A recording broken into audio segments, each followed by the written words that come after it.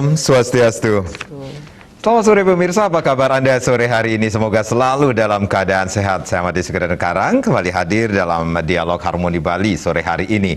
Pemirsa, tahun ini tepatnya tanggal 10 Oktober, Indonesia kembali turut menyambut Hari Kesehatan Jiwa Sedunia dengan mengangkat sebuah tema, yaitu kesetaraan dalam kesehatan jiwa untuk semua. Seberapa penting kesetaraan dalam kesehatan jiwa? Nah, nanti kita akan membahas tentang menjaga kesehatan mental mulai dari keluarga. Tentunya sudah hadir Dr. Ana Ayu Sri Wahyuni, SPKJ. Beliau merupakan spesialis kedokteran jiwa dan psikiatri. Om Swastiastu, Dr. Yuni. Swastiastu. Apa kabarnya, Dok? Baik. Sehat selalu ya, Dok, ya? Sehat. Dok, sekarang pakai ungu ini ada maknanya, Dok, warna ungu, Dok. Iya.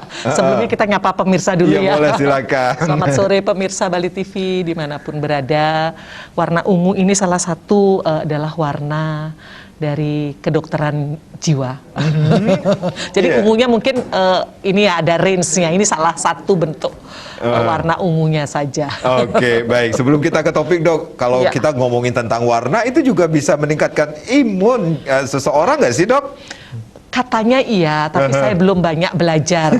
Namun dari segi ilmu kedokteran jiwa, warna-warna tanah, warna-warna gelap itu menunjukkan seseorang sedang dalam masalah mood, masalah suasana perasaannya yang lagi down.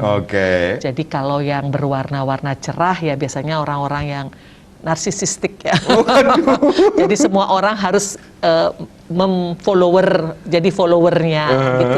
Itu menurut bahan bacaan yang referensi yang saya baca gitu. Makanya lansia harus pakai baju cerah. Anak muda juga yang jangan memakai, biasanya anak muda sekarang kan antara hitam, biru tua, coklat tua gitu. Ya, sangat memicu mood.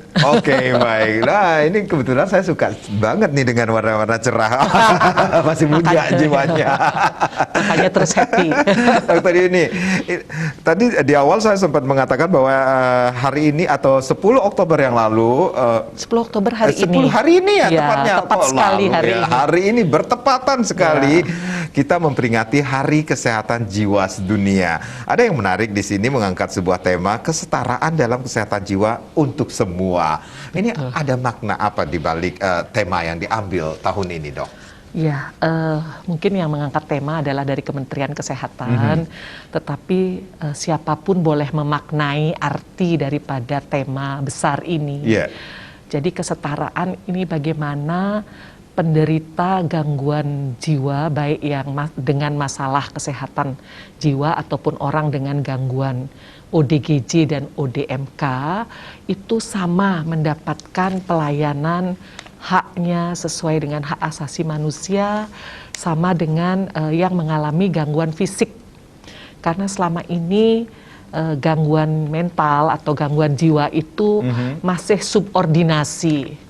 Ya, jadi masih prioritas yang di bawah daripada penyakit-penyakit yang prioritas seperti misalnya gagal ginjal, sakit jantung, penyakit-penyakit kronis lainnya. Karena gangguan mental tidak semuanya kronis. Jadi gangguan-gangguan mental yang bukan gangguan mental berat itu bisa disembuhkan dan mereka bisa berfungsi kembali.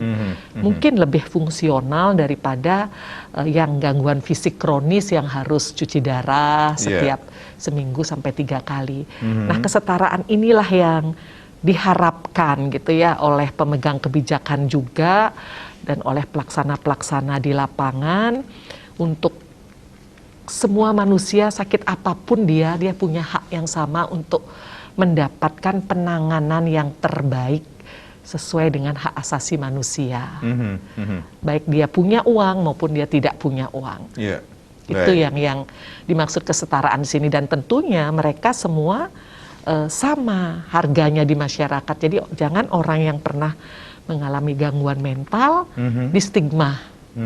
Ya, jadi distigma sehingga sekali dia sakit, sekali dia pernah mendapat perawatan jiwa, tidak punya kesempatan untuk punya masa depan yang sama dengan teman-teman kita yang lain. Baik, dokter tadi di awal dokter mengatakan ada ODGJ, banyak juga yang sudah mengetahui ODGJ adalah orang dengan gangguan jiwa. Tetapi ODMK itu seperti apa sih, dok? Oke, ya. ODMK orang dengan masalah kesehatan mental. Orang dengan masalah kesehatan mental. Ya. Jadi masalah-masalah kesehatan mental ini sebenarnya banyak sekali terjadi di masyarakat. Tetapi selama ini masyarakat belum memahami bahwa gangguan-gangguan yang paling ringan yaitu gangguan tidur, gangguan cemas, gangguan suasana perasaan yang perasaannya tanpa ada sebab yang jelas sedih atau marah, atau dengan suasana perasaan yang selalu meningkat ya, jadi seperti mania, dia hobi belanja berlebihan sampai berhutang, atau manianya makan, atau manianya suka traktir orang, yang sampai berdampak pada kehidupannya sehari-hari. Itu kalau pada yang dewasa. Kalau pada anak-anak, dari anak-anak yang sulit makan, kemudian anak-anak yang sulit berpisah dengan orang tua, saatnya dia harus sekolah, dia tidak berani dengan sekolah, saatnya dia harus ujian, dia tidak berani menghadapi ujian. Nah, ini sebenarnya masalah-masalah yang harus kita hentikan gitu, di terapi segera sehingga tidak menjadi ODGJ. Nah, ini yang banyak sebenarnya di pusat-pusat layanan primer, di puskesmas, di praktik-praktik dokter umum yang datang pergi, pindah-pindah karena berbagai keluhan ke fisiknya. Tetapi tidak ada yang jelas sakit fisik apa. Baik. Ya, itu juga termasuk ODMK. Ya, baik. Itulah yang akhirnya kita juga mengambil sebuah tema, yaitu menjaga kesehatan mental mulai dari keluarga. Ya. Seperti itu ya, dok ya. Betul. Dokter Yuni, kita rehat sejenak. Nanti kita akan lanjutkan lagi perbincangan mengenai topik kita pada sore hari ini. Pemirsa jangan kemana-mana. Di sesi selanjutnya silahkan Anda juga bisa berinteraksi. Nanti kami mengundang Anda di 0361894800 dan juga di 0361894841. Masih bersama Dokter Yuni, tentunya menjaga kesehatan mental mulai dari keluarga. Kami akan kembali saat lagi.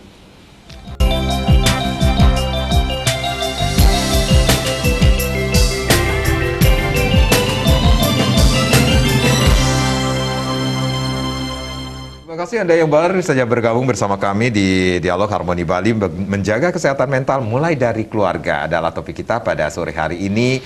Bersama Dr. Ana Ayu Sri Wahyuni SPKJ, seorang spesialis kedokteran jiwa dan psikiatri tentunya. Silakan Anda yang ingin bergabung bersama kami, nanti kami akan membuka line di 0361894840 dan juga di 0361894841. Seperti di awal sudah disampaikan bahwa 10 Oktober hari ini tepatnya kita memperingati Hari Kesehatan Jiwa Sedunia dengan mengangkat tema kesetaraan dalam kesehatan jiwa untuk semua, dan subtopiknya adalah bagaimana menjaga kesehatan mental dari keluarga. Dokter Yuni, sebenarnya keluarga, apa yang dimaksud dengan keluarga di sini, dok?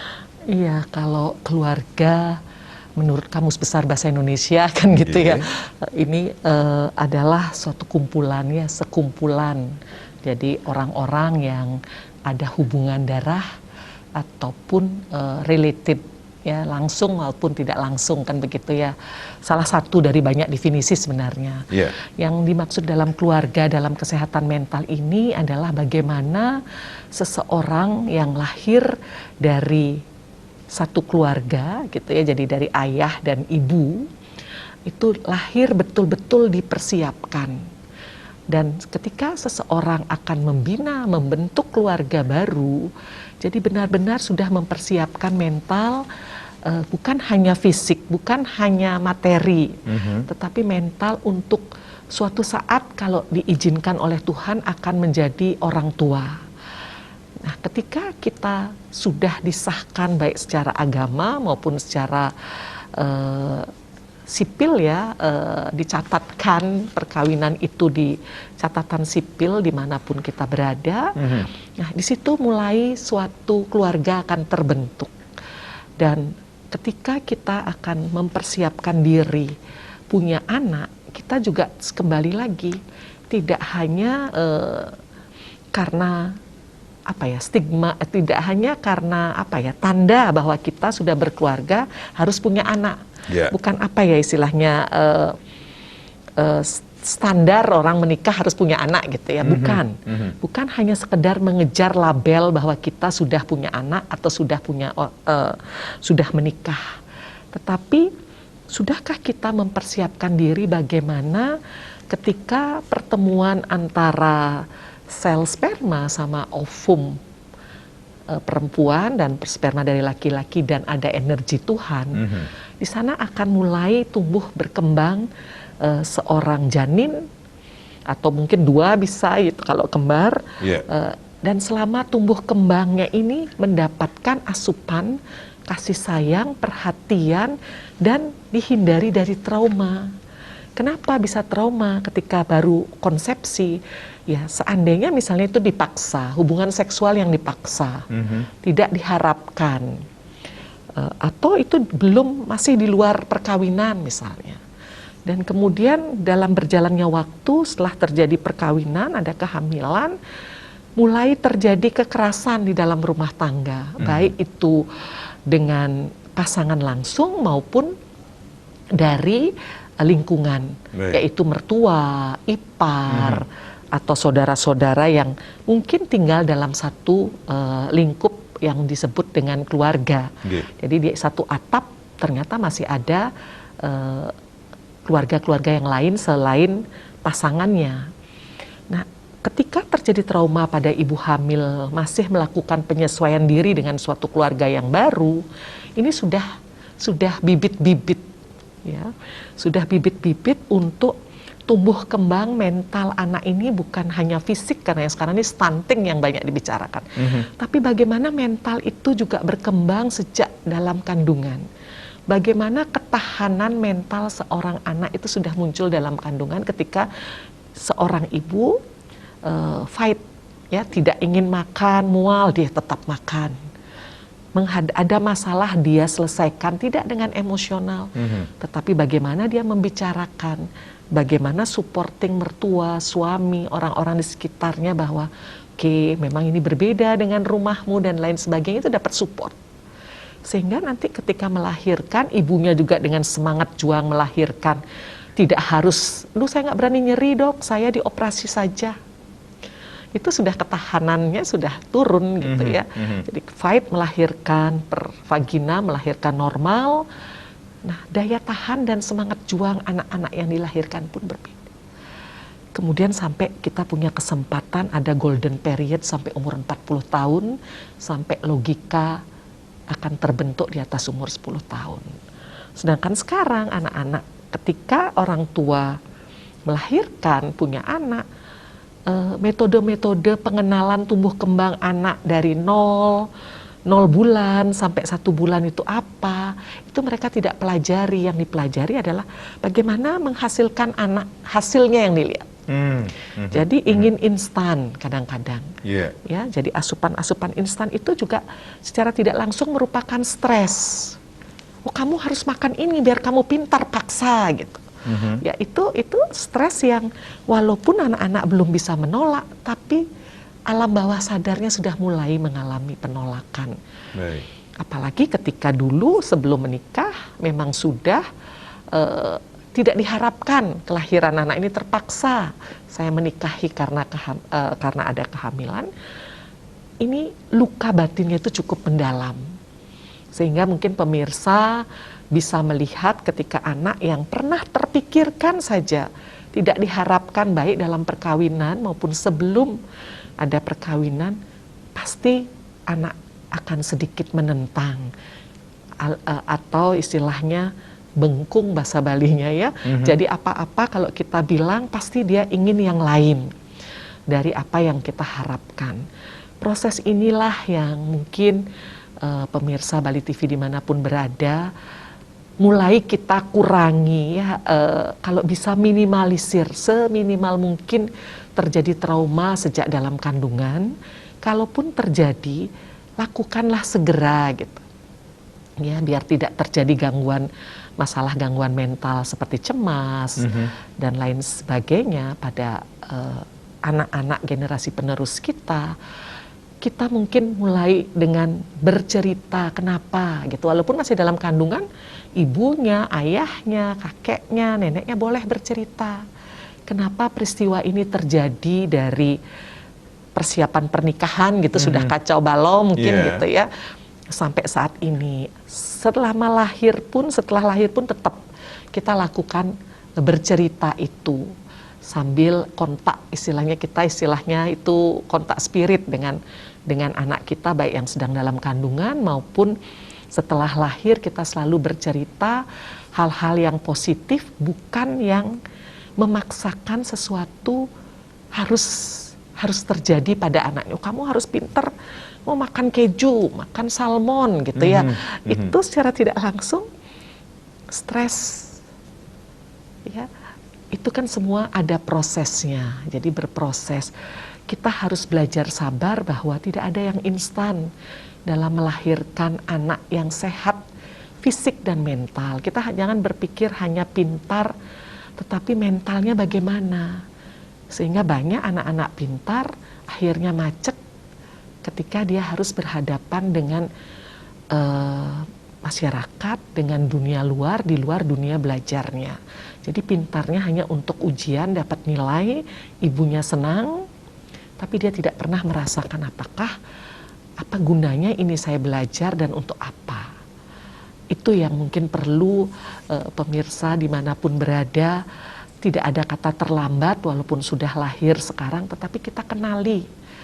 Jangan kita mencari kambing hitam ketika anak kita ada hambatan dalam kehidupannya sehari-hari, baik dalam belajar, dalam berinteraksi sosial, tidak punya teman, atau terlalu banyak di luar rumah gitu ya. Jadi di dalam rumah, di luar rumah, atau terlalu banyak kita takut di luar ada hal-hal negatif, di rumah kita kasih gadget itu jauh lebih susah kita untuk deteksi toksiknya, racunnya, daripada dia punya teman di luar yang mungkin akan kita bisa tahu siapa saja orang itu di luar sana, bisa dihitung, tapi kalau di dunia maya kita tidak bisa hitung. Nah, inilah yang perlunya keluarga mulai kenali bahwa bidang kedokteran jiwa atau mental health, kesehatan mental itu adalah bisa dikuatkan sejak seseorang akan mempersiapkan diri menjadi orang tua. Baik. Ini yang disampaikan Dr. Yuni tadi ini berarti keseimbangan sejak dalam kandungan harus dipersiapkan. Betul. Berarti apakah setiap individu akan berbeda-beda mentalnya, Dok? Betul. Setiap individu walaupun dia kembar sekalipun akan mempunyai ketahanan mental yang berbeda-beda. Karena masing-masing anak sudah membawa bibit-bibit untuk kepribadian yang tangguh atau agak lemah gitu ya. Jadi mekanisme pembelaan ego atau coping mekanisme ketika ketemu masalah, misalnya saya orang tua yang pemarah, saya punya anak keduanya akan merespon marahnya dengan berbeda. Kalau kita tidak jelaskan kenapa saya marah, adapun penjelasan itu akan lebih mengurangi gitu. Kita jelaskan dulu ya, Nak. Kenapa ibu tadi marah? Karena pertama mungkin ibu lelah nih, melihat sampai di rumah ternyata tugas-tugas yang sudah diberikan tidak ada dikerjakan gitu misalnya. Yang satu akan menganggap, oh iya wajar ibu saya marah, nggak apa-apa tuh. Yang satu dia merasa saya bersalah. Apa yang akan terjadi ya kalau ibu saya marah seperti ini? Nah itu masing-masing bibit-bibit kepribadian itu akan bereaksi berbeda.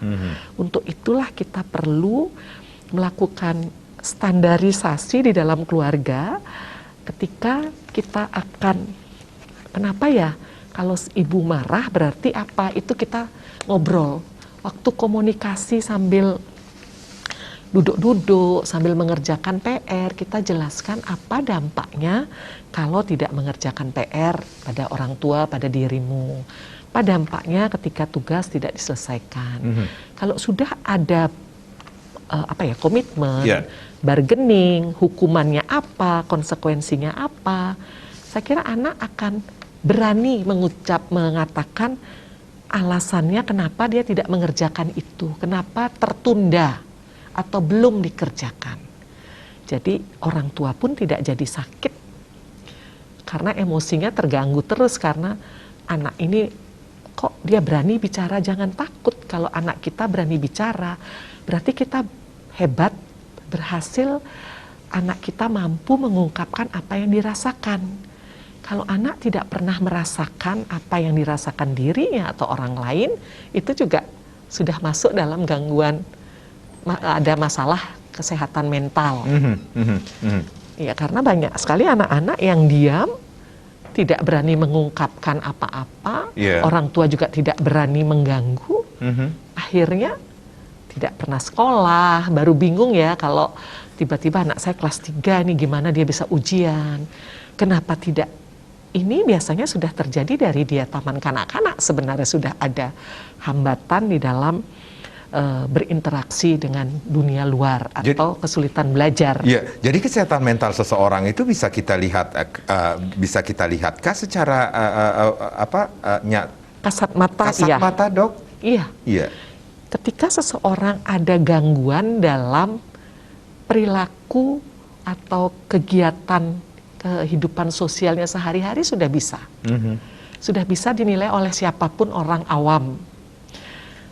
Ketika saat anak harus bisa berteman, ternyata dia selalu mencakar misalnya gitu ya. Ketika harus berteman dia selalu ngumpet di bawah. Nah, kita harus perhatikan kalau itu berlangsung, kalau orang beradaptasi. Berarti itu sudah warning bagi orang tua.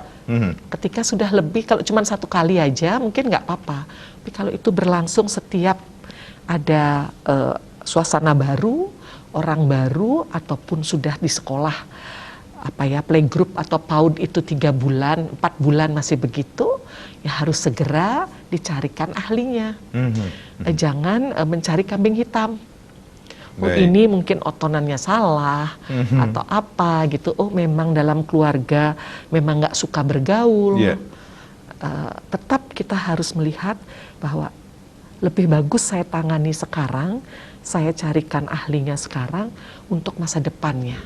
Agar tidak tergantung dengan keluarga nanti seumur hidupnya. Baik, Dokter Yuni, kita rehat kembali. Apa yang sebenarnya bisa saja terjadi ke depan seandainya hal-hal tersebut kita temui di lingkungan keluarga kita, tetapi kita tidak aware, tidak peka terhadap hal tersebut dan membiarkan hal tersebut ke depannya tentunya akan membahayakan juga ya untuk anak tersebut, bagi untuk orang tua juga, bagi keluarga tentunya. Pemirsa jangan kemana-mana, tentunya di sesi berikutnya kami akan mengundang Anda untuk berinteraksi di 0361894800 dan juga di 0361894801 sesaat lagi.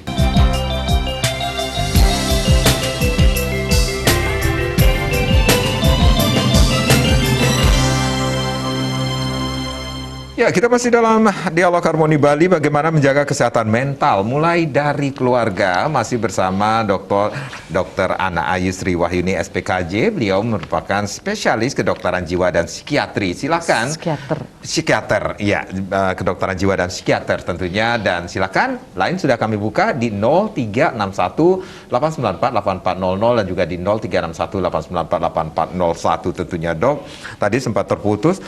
Apa yang bisa terjadi, Dok, seandainya kita mengalami lah ya, mengetahui seseorang yang mempunyai permasalahan seperti dokter sampaikan tadi, tetapi tidak segera ditangani, itu akan mendapat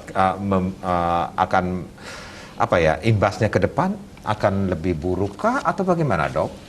Iya, tentu akan kalau tidak mendapat penanganan segera akan bertambah buruk dalam segala segi ya, terutama yang kita lihat ini adalah pendidikan dan perkembangan sosialnya. Jadi kalau yang memang ketakutan dengan dunia luar atau keramaian atau dunia sekolah, tentu dia akhirnya akan putus sekolah. Ataupun ada pilihan homeschooling, tetapi kemudian apakah sekolah setelah selesai sekolah akan mampu berfungsi? Apakah dia bisa bekerja dengan orang lain atau dia akan tetap ada di dalam rumah? Dan dalam rumah akan jadi beban seumur hidup bagi keluarga. Nah, yang kedua adalah akan berkembang menjadi gangguan mental yang lebih berat lagi, yang tidak hanya diam di dalam rumah tapi bisa yang berkeliling-keliling di jalan, kemudian ada yang suka nanti mengamuk tanpa sebab. Dan itu yang kita bilang dengan nanti mengarah ke jadi ODGJ, orang dengan gangguan jiwa. Nah ini yang lebih lagi tidak mampu, mampu dia berinteraksi sosial tetapi tidak mampu berfungsi untuk kehidupannya sendiri. Biasanya orang dengan gangguan jiwa kan dia keliling tidak mengenal malu, tetapi dia tidak ada yang berfungsi, tidak mampu berfungsi untuk apakah dia bekerja, ataupun apalagi belajar, apalagi kuliah. Jadi dia mau pakai pakaian bagus atau tidak mandi atau tidak berpakaian, dia kan jalanan tidak mengenal lelah dan tidak pernah tidur. Ini yang kita cegah kalau kita sudah mengenal dari awal, sehingga juga kita bisa memilihkan bidang pekerjaan atau bidang sekolah apa yang tepat untuk tipikal anak yang susah berinteraksi tapi dia sudah memahami kekurangannya, bukan tidak dipahami. Apalagi keluarga, dirinya juga tidak memahami, itu kan juga sulit. Nah ketika tidak mendapatkan terapi berkelanjutan, biasanya kalau sudah baik sedikit tidak diterapi lagi, baru ketemu setahun 2 tahun kemudian dengan situasi yang lebih berat. Oh, orang sudah bisa kuliah waktu itu, tetapi sekarang macet nih skripsinya. Dosen pembimbing satunya begini, ini semua menyalahkan lingkungan. Padahal kalau keluarga ingat, pernah ada peristiwa, maksudnya pernah mengalami kesulitan dalam berinteraksi, dalam ketahanan mental. Kalau disalahkan, marah, kecewa, terus menarik diri. Lupa keluarga, jadi yang disalahkan adalah para pembimbing-pembimbingnya ini yang tidak memberi, selalu disalahkan. Sudah ulang, apa betul ibu sudah lihat, apa sudah ditanyakan gitu ya. Kadang-kadang apa yang disampaikan anak dipercaya. Nah ini yang perlu pemirsa kenali betul, bahwa apakah kesulitan-kesulitan ini selalu berulang gitu ya. 3 bulan sekali muncul lagi. 3 bulan baik atau seminggu baik, 2 bulan kurang baik. Nah ini juga perlu, apakah saya sudah menjalankan, keluarga sudah memberikan terapi baik dari ahlinya maupun dari lingkungannya untuk mensupport rasa percaya dirinya kembali dengan kekurangan-kekurangan pada anggota keluarga kita dari masalah kesehatan mental, agar tidak menjadi gangguan mental. Jadi ada faktor-faktor X lainnya juga yang mempengaruhi, Dok? Betul. Jadi saya juga hampir lupa menyampaikan bahwa selain faktor kesiapan mental menjadi orang tua, tentu selama tumbuh kembang di dalam kandungan banyak hal yang bisa terjadi. Jadi ada infeksi-infeksi virus, infeksi bakteri, atau memang ketika fase-fase perkembangan di dalam kandungan itu ada fase perkembangan 3 bulan pertama, 3 bulan kedua, tiap trimester itu kalau ada infeksi tentu akan mempengaruhi perkembangan otak. Karena fungsinya, ini kita bilang faktor biologis, karena seluruh fungsi seseorang dalam kehidupan sehari-hari itu ada di otak kita, ada di hormon-hormon atau istilahnya neurotransmitter di otak yang mungkin berhenti perkembangannya atau tidak berkembang sama sekali. Ya, jadi pada anak-anak autis secara keseluruhan fungsi perkembangan otaknya mengalami gangguan, dan itu bisa didiagnosis sebelum umur 3 tahun. Tetapi itu tadi seperti apa yang kita ceritakan sebelum mulai siaran, kenapa beberapa kasus anak saya hebat dok, dulu juara, ya kenapa setelah SMA drop? Nah, kemungkinan ada faktor-faktor biologis juga kita perlu deteksi, perlu dicari tahu melalui ahlinya, ataupun ada gangguan-gangguan distri otak. Selain hormon juga ada gangguan distri otak, seperti contohnya adalah epilepsi. Ya, salah satu epilepsi banyak jenisnya, salah satu adalah bangkitan-bangkitan distrik otak yang tidak kejang seperti yang dilihat oleh pemirsa secara kasat mata, tetapi ada bangkitan-bangkitan epilepsi yang berupa ngamuk sesaat, kemudian tenang, habis itu baik lagi. Atau marah-marah tidak jelas, beberapa menit atau beberapa jam, habis itu tenang. Itu perlu dievaluasi lebih lanjut. Jadi faktor yang ada kalau pada gangguan-gangguan mental, yaitu dari faktor biologik, dari hormon, dari listrik otak, kemudian dari masa dalam kandungan, kemudian trauma-trauma dalam pengasuhan sejak dilahirkan. Jadi pengasuhan itu pun ada berdampak. Jadi trauma itu, pemirsa, bukan hanya karena kita memukul atau karena kita mencubit, tetapi ada juga trauma karena verbal. Ya, jadi karena kata-kata kita yang kata orang setajam silet gitu. Ya, dari kata-kata, dari perlakuan yang salah. Jadi pola komunikasi, interaksi juga berpengaruh, Dok. Sangat. Karena itu kata kuncinya di sana. Komunikasi sangat berpengaruh karena menyampaikan suatu misi, suatu pesan. Kalau caranya salah, salah diterima. Rasa sayang bukan dari uang. Ya, ini uang tapi kamu harus gini. Nah, tapi harusnya itulah yang bermasalah. Ya, itu yang pemirsa mungkin perlukan, bahwa tidak boleh juga kita yang menstigma anak kita, ngata-ngatain anak bodoh, anak nakal. Itu juga kekerasan verbal. Ya, anak tidak berguna, taunya makan saja. Itu sangat-sangat menusuk hati dan terbawa selamanya. Walaupun kalau kita, kecuali kita menyampaikan, maaf mama tadi kesalahan, ya karena mama juga capek, mama tertekan, sama sekali, dan kita tidak boleh mengulang, minta maaf besok ngulang lagi, enggak.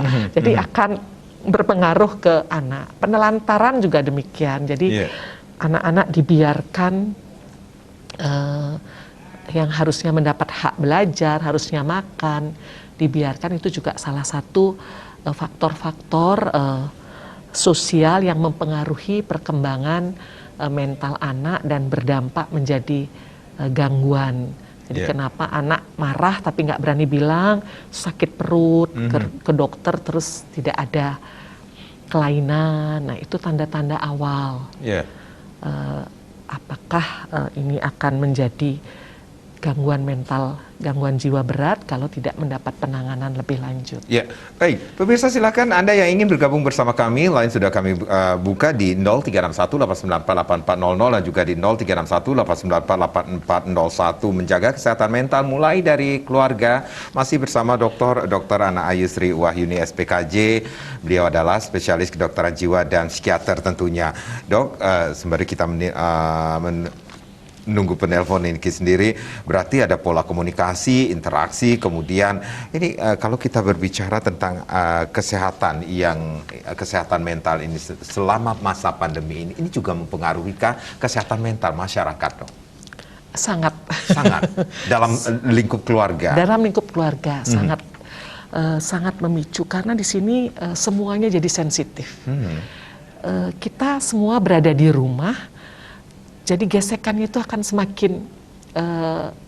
semakin keras ya, karena sehari-hari 24 jam mungkin atau hampir 12 jam kita berinteraksi di saat hari kerja. Kan orang tua tidak bekerja atau kerja dari rumah, anak-anak belajar dari rumah juga. Jadi semuanya itu sepertinya sepenan ya kalau orang Bali, semuanya nyangkut di mata, apalagi orang tua yang harus dirumahkan. Karena mungkin bekerja seminggu 2 kali, stres menghadapi sosial ekonomi, atau stres anak kan tidak bisa dihentikan untuk makan, untuk minum, untuk beli pulsa, dan kemudian dia akan lebih merasa orang tua di rumah, yang dulu jarang di rumah, dia lebih merengek-rengek, semua minta dibantu. Ya, jadi ibunya atau ayahnya ingin melakukan pekerjaan-pekerjaan lain untuk menambah penghasilan, jadi harus mengerjakan PR, harus minta disuapin tiba-tiba ya. Jadi inilah yang interaksi ini dan komunikasi yang biasanya hanya berlangsung 3-4 jam sehari setelah mereka pulang bekerja dan anak pulang sekolah, ini jadi menambah waktu, bukan berarti akan menambah kelekatan hubungan, karena semua dengan stresnya sendiri. Stres belajar dari rumah, tidak ketemu teman, dan stres karena penghasilan pasti menurun. Siapapun gitu ya. Jadi siapapun di Padahal situasi ini pandemi, secara kuantitas ini lebih banyak bertemunya sebetulnya di keluarga. Ya, sebetulnya akan menambah kualitas harusnya. Yeah. Tapi kan suasana belajar berubah. Suasana ekonomi keluarga juga berubah. Jadi faktor yang merubah ini lebih besar daripada dapat menimbulkan kelekatan yang lebih kuat pada keluarga. Ini yang menimbulkan lebih banyak stres, lebih banyak, baru orang tua tahu ternyata anak saya selama ini belajarnya lebih sedikit dari main HP-nya. Selama ini kan pulsa atau apa ya namanya, biaya kuota ya, kuota itu ternyata lebih banyak dipakai untuk yang lain gitu. Nah mudah-mudahanlah sekolah yang akan mulai buka tutup ini akan mengurangi stres sehingga ekonomi juga bisa meningkat dengan dibukanya bandara gitu ya, bisa mengurangi inilah nanti, tidak menambah tekanan secara sosial pada di saat pandemi ini. Ini yang secara tidak langsung memang berdampak, apalagi kalau yang tidak punya akses untuk BPJS untuk mengatasi masalah di dalam keluarga. Kalaupun punya BPJS, transportasi juga perlu biaya dari tempatnya untuk mencari akses. Jadi mudah-mudahan kesehatan mental yang dari keluarga ini ingin kita kuatkan gitu juga nanti akan dikuatkan dengan situasi ekonomi yang lebih baik gitu. Tapi tetap di Bali upacara-upacara perkawinan itu tetap jalan dengan inilah sasaran saya sebenarnya, bahwa ini membentuk keluarga baru setelah pesta itu pekerjaannya lebih berat. Ya, jadi tidak hanya mempersiapkan pesta, tetapi bagaimana saya mempersiapkan diri untuk menjadi orang tua. Dan kembali lagi, perkawinan bukanlah simbol bahwa saya sudah menikah. Jadi seperti di awal dokter mengatakan untuk membentuk suatu keluarga adalah mempersiapkan mental. Betul. Ini jangan mempersiapkan perkawinan saja sebenarnya. Sehingga perlu konseling pra pernikahan, perlu sekali. Kemudian membaca buku-buku bagaimana membina komunikasi dalam perkawinan, bagaimana mengasuh, bagaimana ibu hamil yang seimbang antara gizi dan asupan mental dan spiritualnya. Jadi tetap spiritualnya jalan, sembahyang, makanannya bagus, gitu juga. Jangan mempersiapkan nanti kalau anaknya saya lahir saya pesen untuk foto yang bayinya dieksploitasi dari kecil pakai pakaian yang bukan itu yang dipikirkan. Bisakah saya mengisi sesuai dengan perkembangan umur anak saya agar dia nanti berkembang sehat fisik dan mental.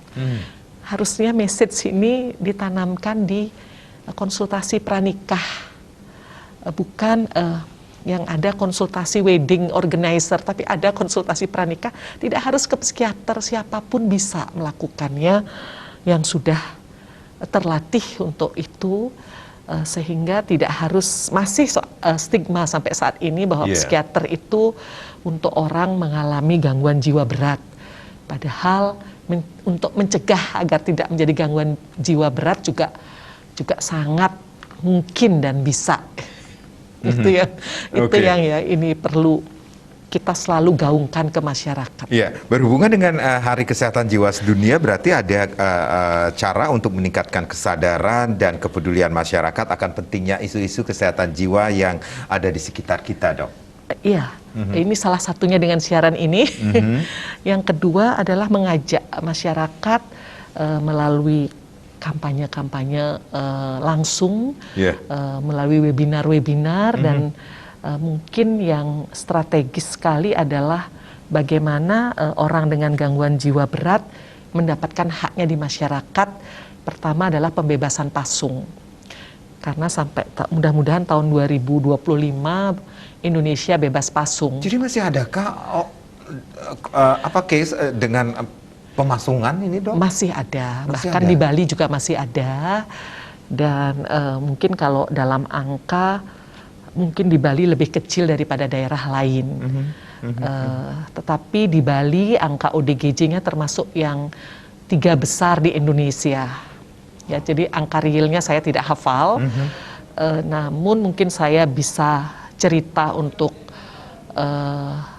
pemirsa Bali TV bahwa saya baru saja datang dari Nusa Tenggara Timur untuk melatih bagaimana dokter umum punya kapasitas, walaupun dulu sudah pernah di kuliah mendapatkan, menguatkan mereka untuk bisa membantu bisa bebas pasung di beberapa kabupaten di wilayah Pulau Flores ya. Karena di sana mungkin satu kecamatan masih lebih dari 20 orang ya, sampai dengan 50-an pasung, karena di sana ketiadaan fasilitas terutama obat-obatan. Sehingga daripada mengganggu masyarakat, itu memang alasan klasik.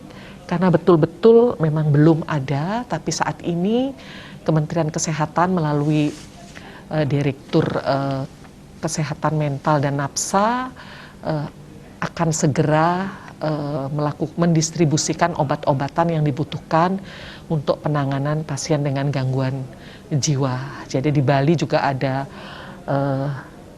selain Dinas Kesehatan, ada Rumah Sakit Jiwa Bangli, dan ada Suryani Institute for Mental Health juga bergerak dalam pembebasan orang dengan gangguan jiwa yang masih dipasung. Ya, ada beberapa memang pasien gangguan jiwa berat tidak bereaksi dengan obat, ada 1%, tetapi kalau memang diikhtiarkan minimal mampu merawat dirinya sendiri. Ini juga merupakan agenda dari Hari Kesehatan Jiwa Sedunia yang dilaksanakan. Ya, untuk Indonesia. Saya kira untuk Indonesia ya, karena di luar sudah beda ya, terutama di negara-negara yang sudah maju. Negara berkembang mungkin masih ada penanganan ini dengan pasung, istilahnya seklusi ya, dengan pengikatan atau mengurung di kamar. Itu yang masih ada ya. Baik, Dr. Yuni, kita rehat kembali. Nanti kita akan lanjutkan lagi perbincangan mengenai menjaga kesehatan mental yang dimulai dari keluarga. Kami akan kembali saat lagi.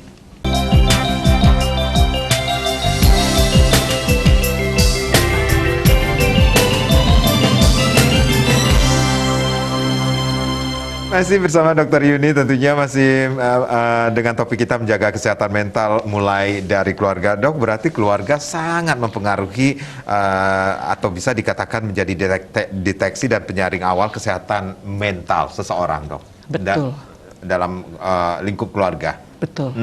Dan tentunya yang utama dan pertama adalah perempuan. Perempuan? Ya. Kenapa fokusnya di perempuan, Dok? Ya, karena dari sejak dalam kandungan lah dia bisa tahu apakah nanti anak saya bermasalah ya, kalau saya tidak bisa menerima orang lain yang berbeda dengan saya saat hamil. Saya sudah tahu suami saya memang begitu, pemarah. Kalau saya lawan berarti dia akan marah ke saya, akan berdampak ke kandungan saya. Ketika saya, kalau mual-mual itu juga psikologis lebih banyak. Kalau saya mual, gizi ke anak saya ini pasti berkurang. Saya akan makan untuk anak saya sehat. Sehatnya tidak hanya fisik, tetapi dia tangguh dalam melawan segala tantangan di dalam kehidupannya kelak. Message ini ketika dipegang oleh seorang perempuan, dia akan mengenali ketika anaknya berbeda. Loh, kok saya nggak tahu dia udah 2 tahun nggak bisa ngomong. Saya harus segera bantu dia. Kalau tidak, dia akan jadi korban bully dari teman-temannya. Karena feeling kontak batin anak dengan ibu itu lebih kuat karena 9 bulan dalam kandungan. Jadi tidak serta-merta seorang ibu menyalahkan orang lain ketika terjadi sesuatu pada anaknya, tetapi mencari tahu segera. Karena keterlambatan bicara, keterlambatan jalan, merangkak, itu penanda juga ada gangguan dalam perkembangan di otaknya. Itu akan berdampak ke psikologis dan akhirnya berdampak menjadi gangguan mental atau ada masalah dalam kesehatan mental. Ini yang kenapa saya bilang ke ibu. Dan tentu keluarga juga harus mendukung, jangan terlalu cemas, marang lah panak kene tiang pang pitung lah panak sing ada kene. Nah, bagi para orang tua, mertua, masing-masing anak walaupun kembar tidak ada sama, apalagi anak di zamannya 25 tahun yang lalu dengan anak sekarang. Nah, kembali lagi komunikasi keluarga besar itu akan mempengaruhi ke keluarga kecil seandainya memang terpaksa memang harus tinggal di satu rumah. Kalau memungkinkan sebaiknya keluarga kecil yang baru dibentuk memang belajar mandiri. Tapi ya situasi kembali lagi COVID sekarang gitu ya. Baik, dokter, kembali lagi ke topik kita untuk sesuai serangkaian dengan Hari Kesehatan Jiwa Sedunia. Kemudian kita mengambil subtopik di Indonesia ini menjaga kesehatan mental mulai dari keluarga. Berarti ada cara menjaga kesehatan mental agar tidak kedepannya lebih baik lagi, dok. Ya. Tentu menjaga kesehatan mental biar lebih baik perlu kita belajar seimbang. Hidup ini harus selalu seimbang, jadi mulailah dengan menerima apa yang ada pada diri sendiri dulu. Kita tidak sempurna, ada kekurangan, ada kelebihan. Tentu ini akan dilengkapi kekurangan kita dari pasangan kita, dari orang-orang di sekitar kita. Itulah tujuannya berkomunikasi. Teruslah belajar menyeimbangkan diri ini sehingga setelah menerima diri sendiri kita akan bisa menerima kekurangan orang lain, bahwa orang lain itu tidak seperti apa yang kita pikirkan, harus sama dengan cara pandang kita terhadap suatu hal. Memang ini tidak mudah, perlu selalu belajar fleksibel dan seimbang. Oh, ini kekurangan saya tidak boleh kekurangan ini saya mintakan orang lain untuk memberikan perhatian, tetapi saya tidak pernah belajar menguatkan kekurangan saya dari diri saya sendiri. Kemudian ketika kita melihat orang lain, kelemahan orang lain, jangan itu yang kita pakai untuk tidak menyukai, marah, emosi, tetapi mari kita cari solusinya untuk menguatkan, baik itu pasangan kita, mertua, orang tua kita, atau anak-anak kita khususnya, agar tidak ketika seorang ibu khususnya mengalami masalah kesehatan mental, itu akan berdampak ke seluruh keluarga, khususnya ke anak-anak.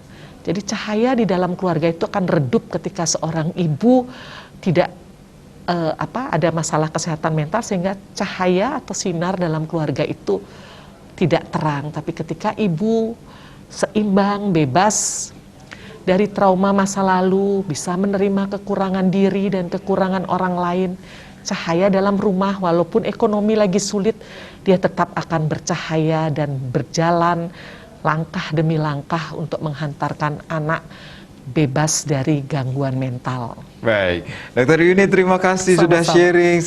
Sekali lagi selamat Hari Kesehatan Jiwa Sedunia, dok ya. Agar kesehatan mental, kesehatan jiwa sesuai dengan tema kita, yaitu kesetaraan dalam kesehatan jiwa, atau tema kita menjaga kesehatan mental harus kita mulai dari keluarga tentunya. Betul. Ya, dok ya. Baik, sekali lagi terima kasih dokter. Sama-sama. Terima kasih, sampai jumpa. Om Santi, Santi, Santi, Santi, Om.